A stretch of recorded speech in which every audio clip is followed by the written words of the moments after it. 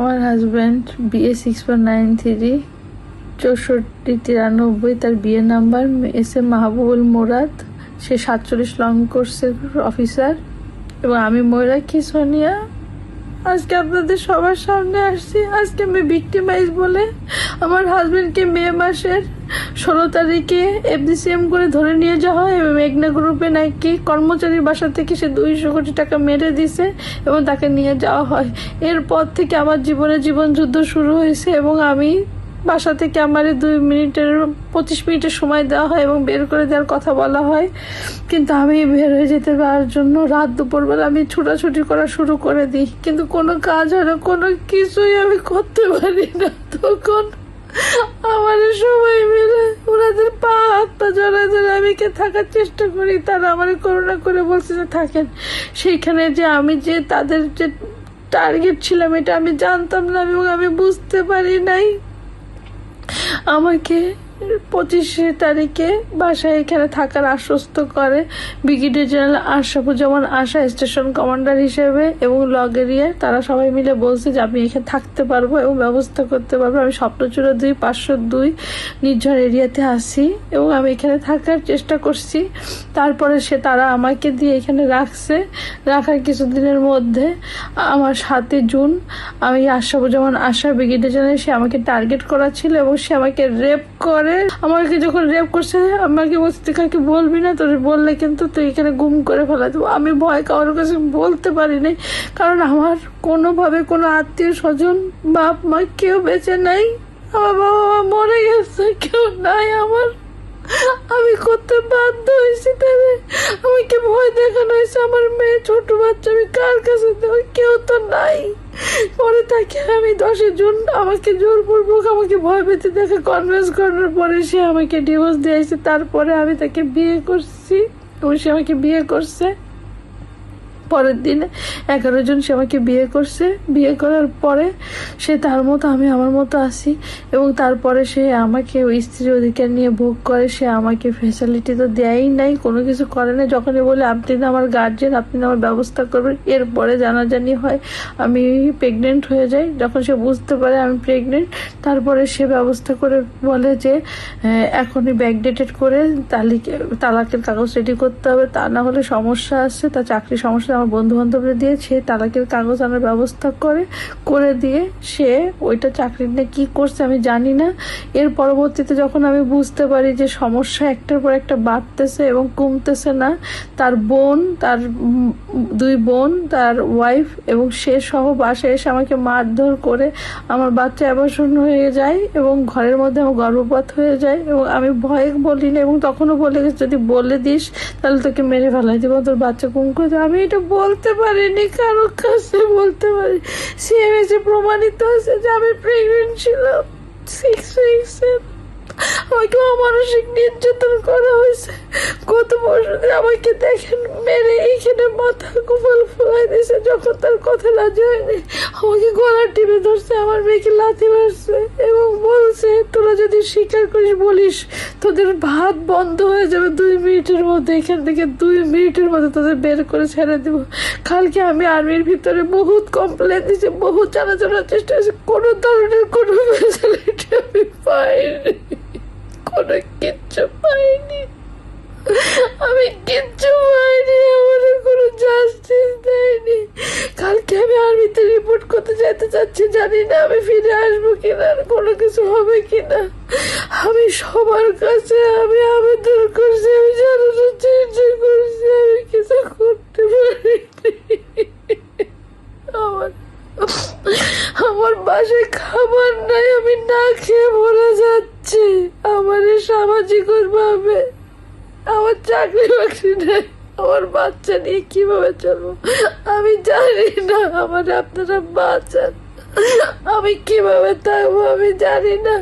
তার সাথে সে বলছে আমার এটা DGFI FIO লগ এরিয়া তাকে সাপোর্ট দিচ্ছে, তাকে কেউ আটকাতে পারবে না, তাকে কোনো কিছু শাস্তি দিতে পারবে না। আমি কাউকে ভরসা করতে পারতেছি না। আমি শুধু আমার বাচ্চাটা জন্য বেঁচে থেকে আমি যদি মরেও যাই, আমার বাচ্চাটাকে আপনারা দেখে রাখেন। এই জন্য আজকে আমি আপনাদের সবার সামনে এসে বলতেছি, আমাকে বাঁচান। আমার যদি কিছু হয়ে যায়, এই সেনাবাহিনী দায়ী। আমার এই আশরাফুজ্জামান আশা ব্রিগেডে জেল, উনি 36 লং করছে, উনি এখনো দায়িত্বে আছে, সার্ভিং অফিসার।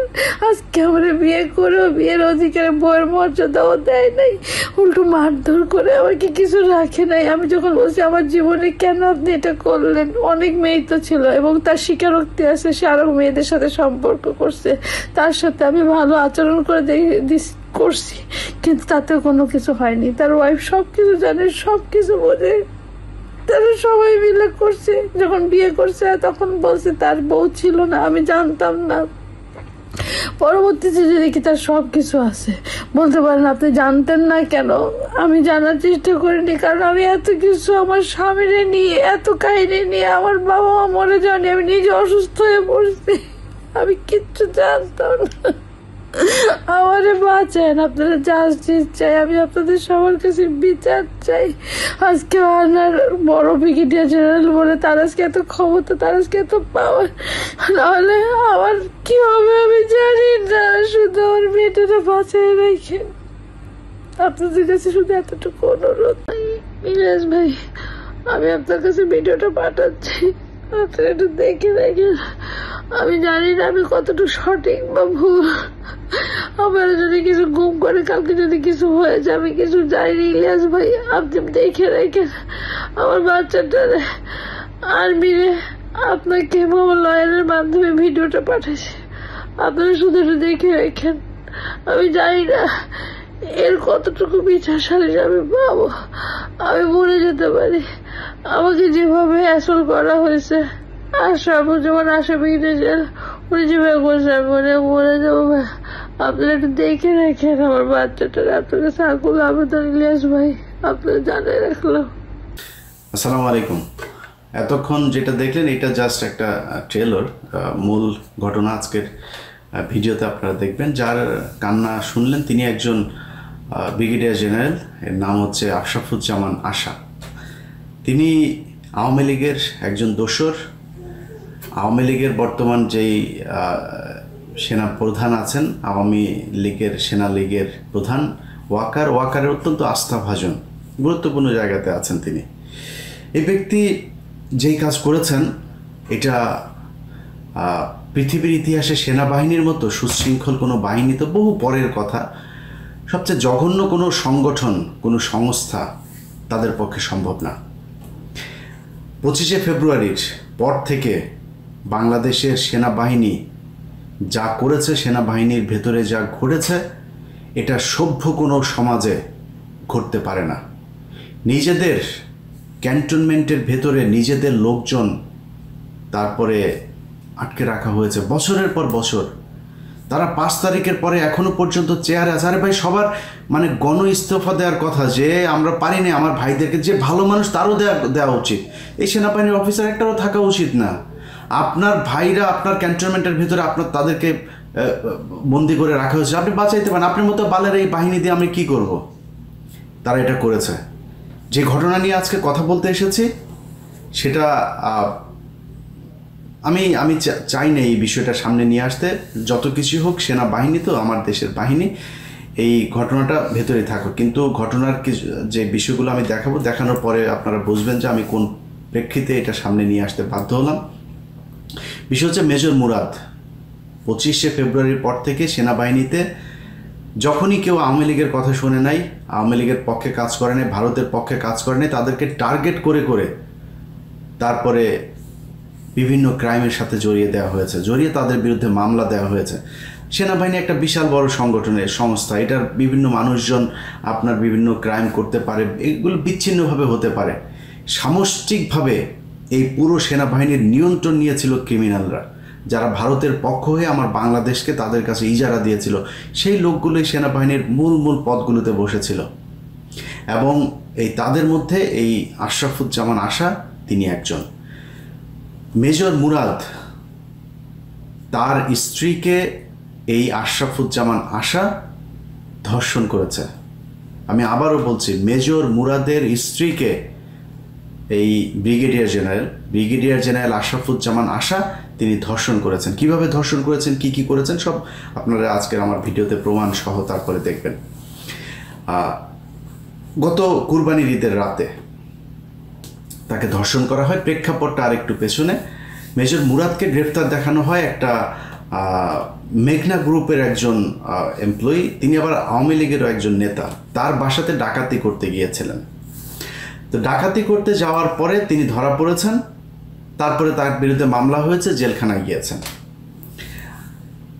এই যে মামলাটা হলো, জেলখানায় গেলে আমরা কোনো তথ্য প্রমাণ কোনো কিছুই দেখি নাই, তিনি জেলে চলে গিয়েছেন। এর আগেও 25 তারিখের পর থেকে এই পর্যন্ত অনেক সেনাবাহিনীর অফিসার গুম হয়েছেন, খুন হয়েছেন, হদিস নাই। মেজর জিয়া, যিনি প্রচণ্ড চৌকস একজন মেধাবী দেশপ্রেমিক অফিসার, খবর নাই কোথায় আছেন। এখন সরকার যে তাকে সহায়তা করবে সেটাও করছেন। আমি নিজে কয়েকটা দপ্তরে এটা নিয়ে ফাইল ফরওয়ার্ড করেছি, কোনো খবর নাই। মনে হয় যেন তাদের মেজর জিয়াদেরকে তাদের দরকার নাই, এরকম একটা ভাব নিয়ে বসে আছেন। তো এই লেভেলের অনেক অফিসারকে তারা এই বলির পাঠা বানিয়েছেন। এই ব্যক্তিকে জেলখানায় পাঠানো হয়েছে। জেলখানায় পাঠানোর পরে তার স্ত্রী সৎ অফিসার একজন কোনো ধরনের ধান্দা পানি কোনো কিছুতে জানেন, যেহেতু আওয়ামী লীগের পক্ষে কাজ করে নেই, টাকা পয়সা তো কামাইতে পারে নাই।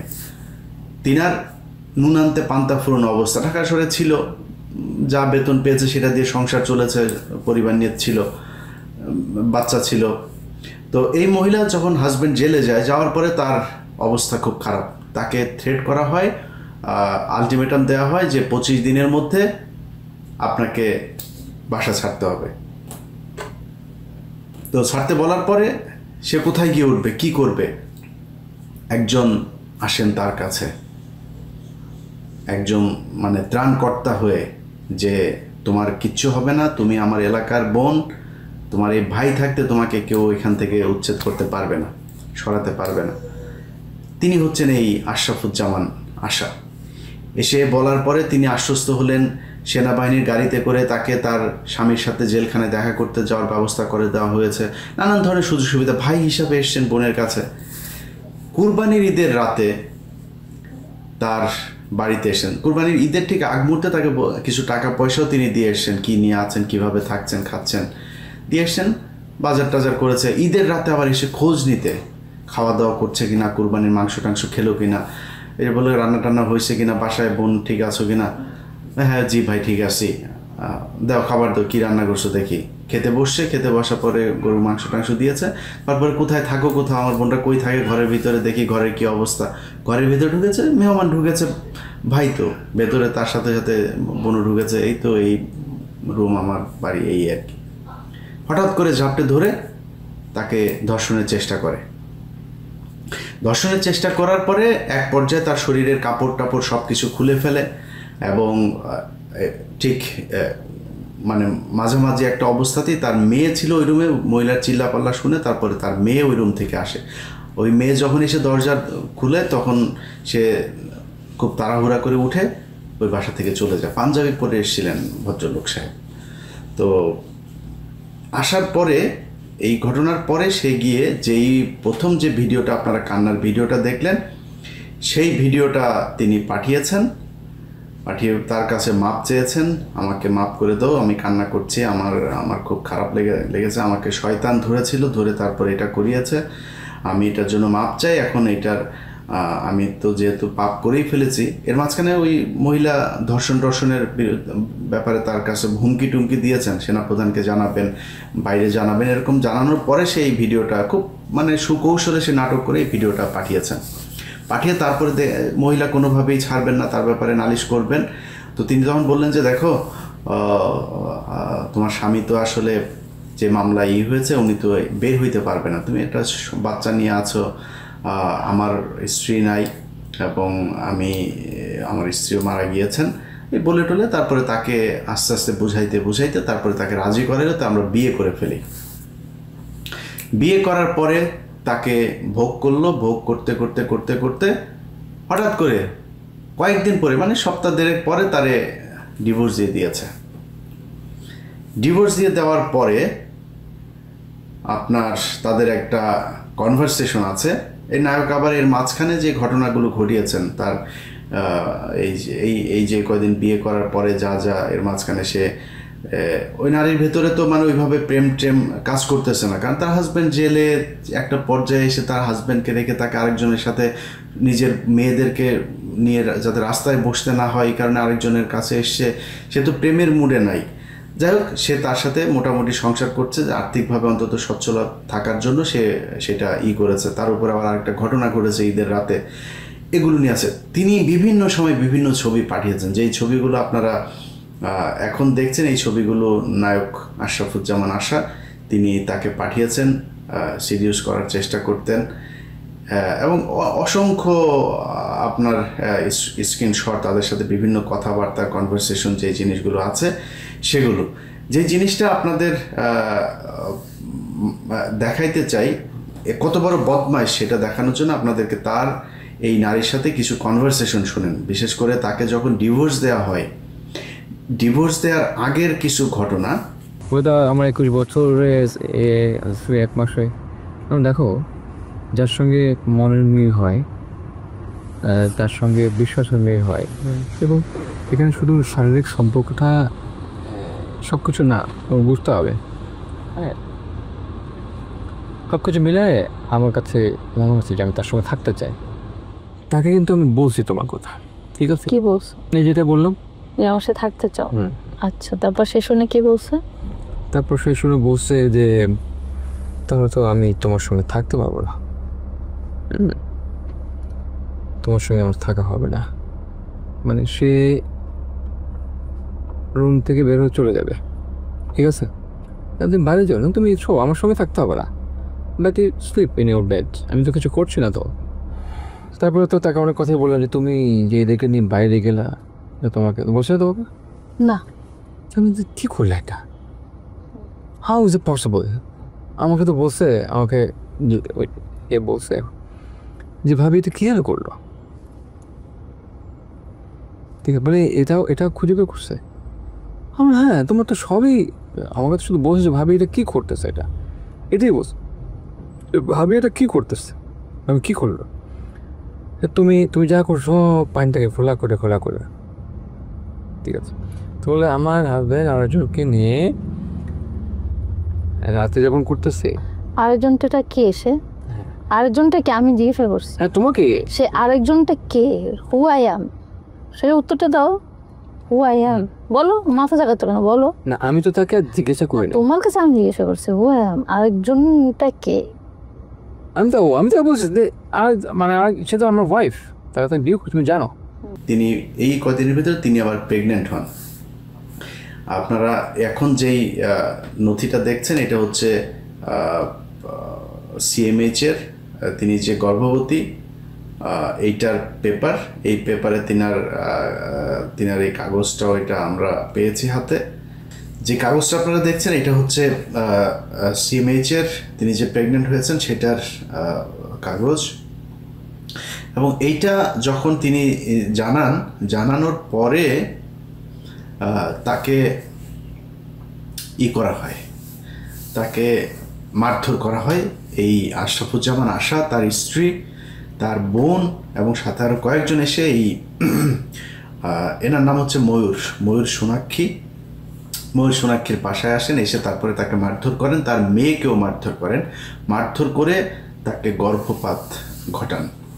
এই যে গর্ভপাত ঘটিয়েছেন এইটার পরে তাদের সাথে দেখা হয় এবং উনি এই ভদ্রমহিলা কিছু রেকর্ড নেন, তাদের সাথে যে কনভারসেশন হয়েছে এই কনভারসেশনটা শুনলে তারপরে বুঝতে পারবেন যে এই ব্রিগেডিয়ার কত বড় মাপের একটা লম্পট এবং বদমাইশ, এবং কোনো মানে ঢং কোনো কিছু না, মানে এমনিতেই বলে দিচ্ছেন অনর্গল তিনি, করেছি, বিয়ে করি না, করেছি, ছেড়ে দিয়েছি, ইচ্ছা হয়েছে তাই ছেড়ে দিয়েছি, এই টাইপের। আমি সেই অডিওটা একটু আপনারা শুনেন, তাহলে বুঝতে পারবেন যে সে কত বড় মাপের বদমাইশ। কি করবেন? নামও অনেক রাতে রেখেছি। নামবো না তো, আমি কনভিন্স না হওয়া পর্যন্ত করবো না তো। আমি তো ধৈর্য ধারণ করে এতদিন ছিলাম তো, ধৈর্য ধারণ করার রেজাল্টে এটা হতে পারে না তোমার সাথে। আচ্ছা ঠিক আছে, তোমার যেটা ভালো মনে করো, ভালো আমি যেটা করছি ভালো করছি। কি করছেন বললেন, সেটা কি ভালো করছেন আর কি করছেন? তোমাকে আর আর কি দেখতে তো বিয়ে করছি, তারপরে এরপরে যে করতেছি পেতে শেষ আর কি। তাহলে বিয়ে করছেন তো? বুঝলাম। এই জন্য বিয়ে করছি। আর ডিভোর্সটা? ডিভোর্সটা টেসের জন্য ডিভোর্স দিয়েছি। বিয়েটা কি ছেলে খেলা হয়েছে? হ্যাঁ, বিয়েটা ছেলে খেলা ছিল?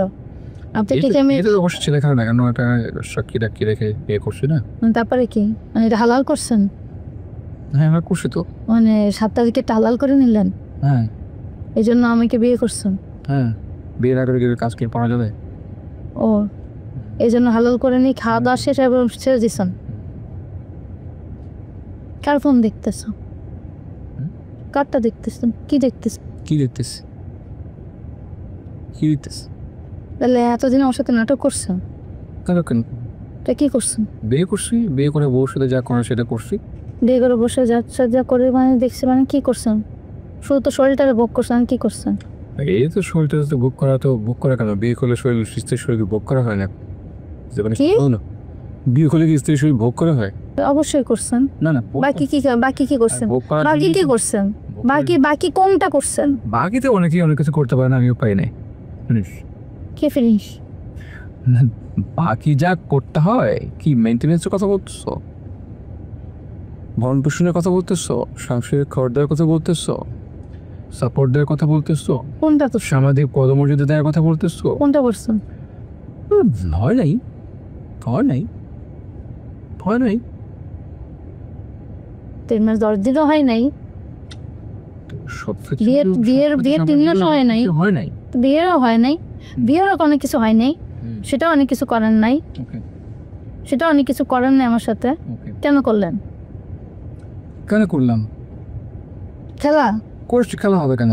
তো কি করছি, তোমার সঙ্গে আমার বনিমানা হয় নাই, কি বলবো না? ব্যবহার সবকিছু মিলায় হয় নাই বনিমানা। আমাকেও তোমার পছন্দ হয় নাই, অনেক সমস্যা, অনেক কিছু দায়িত্ব পালন করতে তো পারি। তাহলে আমি যখন আপনাকে বলছি যে আপনার সাথে এরকম কাগজপত্র না করে আপনি আমাকে ডাইরেক্ট বলে, তখন কেন বলছেন যে না এগুলো কোনো কিছু না, আমার তো ময়ূরের সাথে সংসার করতে হবে? কেন বলছেন? মনে করছেন এই জন্য মনে করছিলাম বলছেন, তো পেছন দিকতে ছড়ি বললেন কেন? কেন ডিভোর্স দিয়ে অবস্থা পরে আপনি নাটক সাজালেন? কেন অভিমান করলেন? হয়েছে দেখেই তো ডিভোর্সের কি পরিস্থিতি হচ্ছে? হয়েছে না। কি পরিস্থিতি? তুমি আমাকে নিয়ে সন্তুষ্ট না, ভরণ পোষণ দিতে পারতেছে না, সময় দিতে পারছে না, পদমর্যাদা দিতে পারতেছে না, এটা নিয়ে নানান সময় তোমার সঙ্গে আমার তর্ক বিতর্ক হচ্ছে, কথা কাটাকাটি হচ্ছে, তুমিও সাফার করতেছো, আমিও সাফার করতেছি, দুইজনে মিলে সাফার করতেছে, এই জন্য প্রেগন্যান্সিটা? হ্যাঁ, প্রেগন্যান্সিটা এই তো প্রমাণ করার সাপেক্ষ, মানে প্রমাণ করতে হবে। কি করতে হবে? প্রমাণ? কিসের প্রমাণ? প্রেগনেন্সি প্রমাণ করতে হবে তো। আচ্ছা, এখন প্রমাণ চলে আসছে। সিএমএস থেকে ভুল বলে দিছে? ও মা, আমি কি কখনো দেখছি? তবে আসেননি কেন? দেখনি কেন? সিএমএস পর্যন্ত আপনাকে তো নিয়ে গেছি, আপনি আসেননি কেন পর্যন্ত? জাননি কেন? হ্যাঁ, তো চলো আমরা দেখি তোমার প্রেগনেন্সি কতটুকু ঠিক আছে।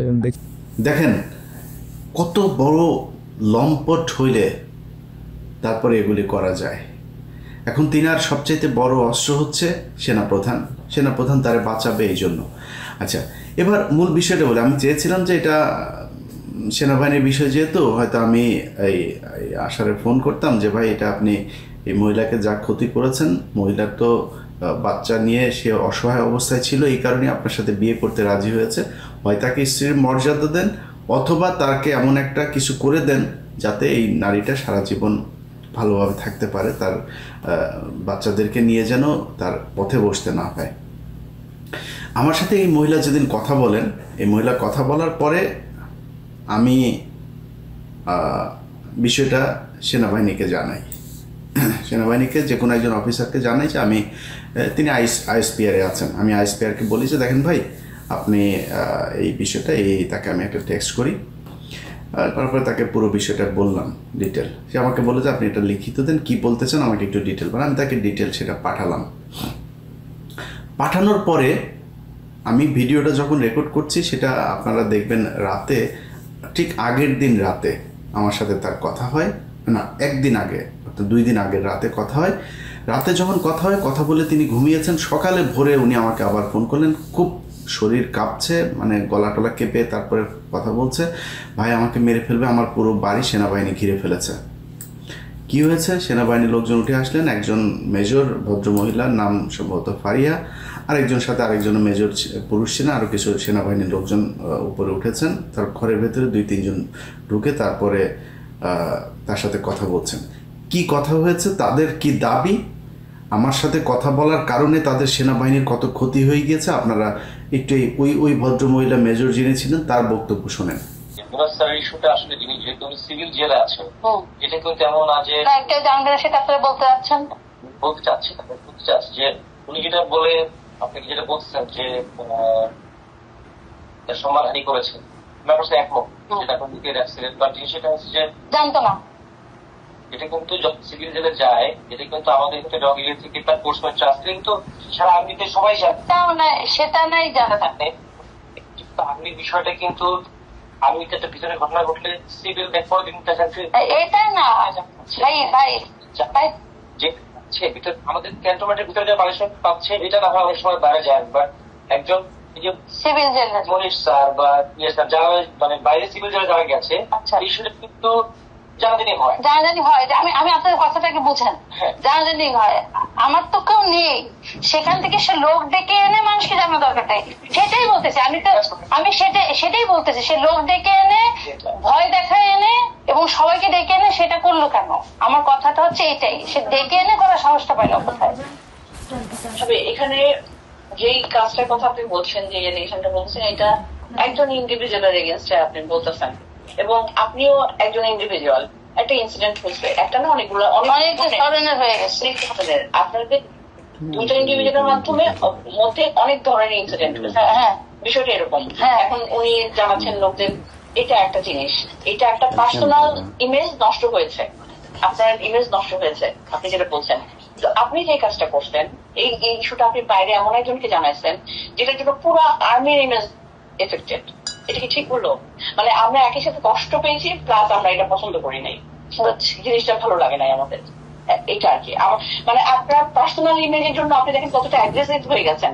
পুরো আর্মির ইস্যুটা তাহলে কি হবে? একজন মানুষের জন্য পুরো আর্মিকে এইভাবে কি আমরা প্রশমিত করবো? করা উচিত? আপনি 24 বছর আর্মিতে, আর্মির সব বেনিফিট আমরা পাচ্ছি না ভাবি। আমরাও আর্মিকে দিচ্ছি, বাট এর চেয়ে আরো 10 গুণ আর্মি আমাদেরকে দিচ্ছে, সম্মান বলেন, সবকিছু, সিকিউরিটি।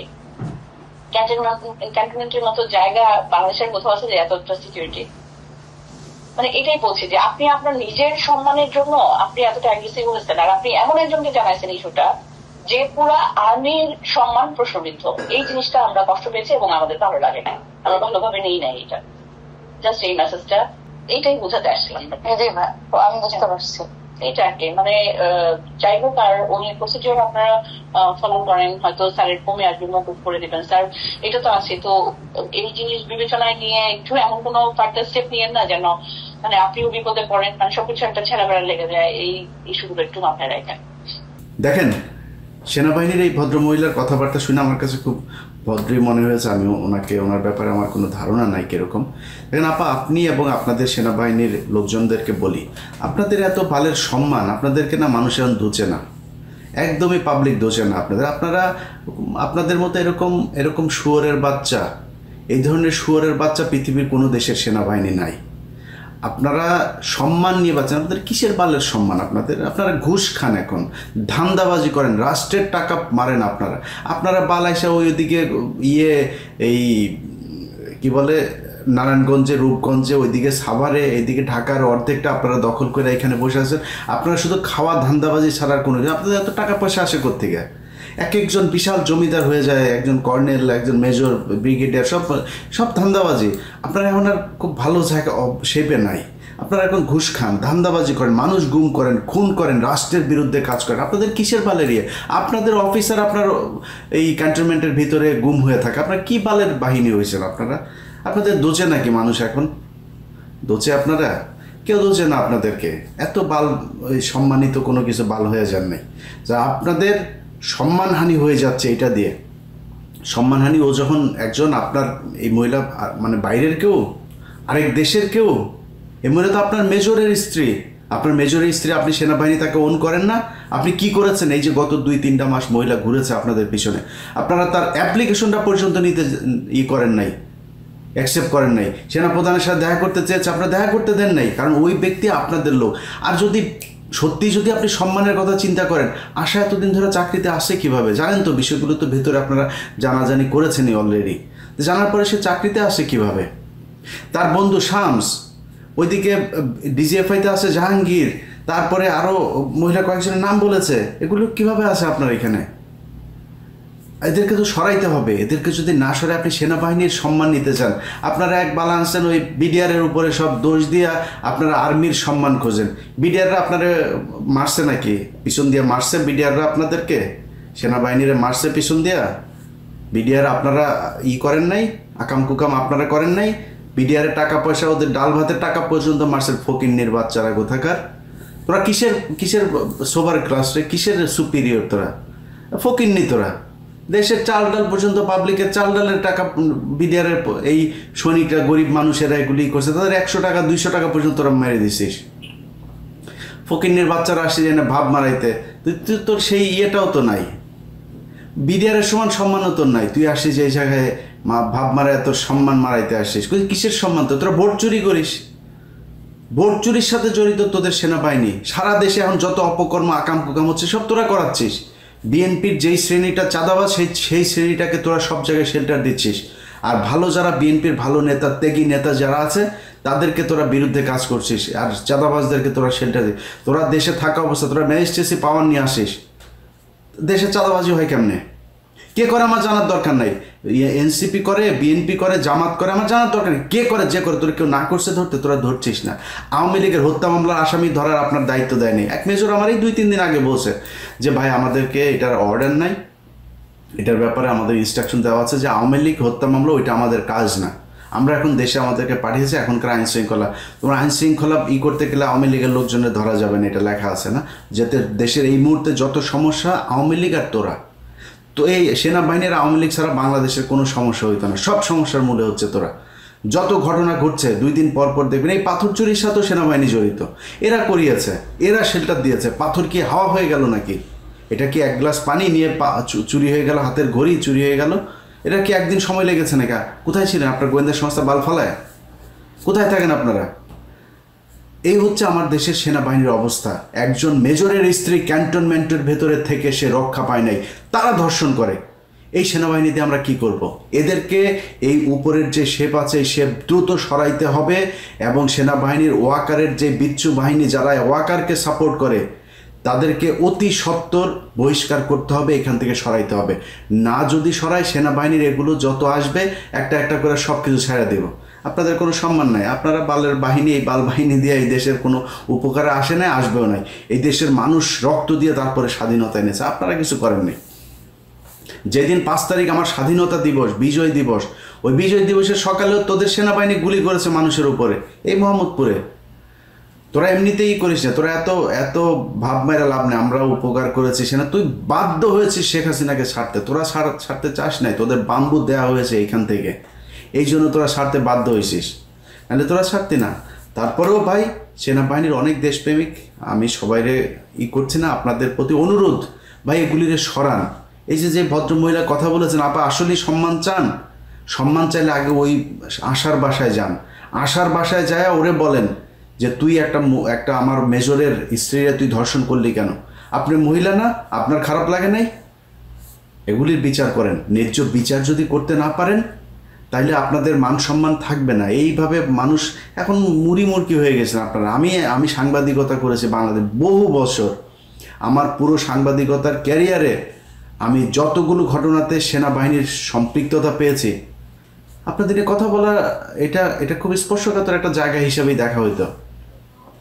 আপনাদের নিয়ে আমরা কোনো বাজে কথা, বিচ্ছিন্নভাবে কোনো কেউ যদি অপরাধের সাথে জড়ায়ও যেতেন, সেটা নিয়ে আমরা কোনো আলোচনায় আনি নাই। কিন্তু এখন সেই জায়গায় আপনারা নিজেদেরকে রাখেন নাই দেখে এখন আপনারা মুড়কি। আপনাদেরকে নিয়ে সব কথা বলা যাবে, আমরা এখনো বাইরে আছি, এটা মাথায় রাখেন। জাউরামি করবেন আর আপনাদেরকে কিছুই বলা যাবে না, জিনিসটা ওই জায়গাতে নাই। পুরা ঢাকা শহরে অর্ধেক নিয়ে আপনারা এখানে বউ পোলাপান নিয়ে বিশাল আরামে থাকবেন, খাবেন। ওইদিকে আবাসন প্রকল্প, ওইখানে আবাসন প্রকল্প, রাস্তাঘাটের টেন্ডার, ব্রিজ, কালভার্ট সব আপনারা করবেন আর টাকা বসে বসে খাবেন। তোর সেনাবাহিনীর পোলাপানের পেটে পাড়া দিলে ঘুষের টাকা, সুদের টাকা, এই দেশের মানুষের রক্তের টাকা, অবৈধ টাকা তোদের পেটে।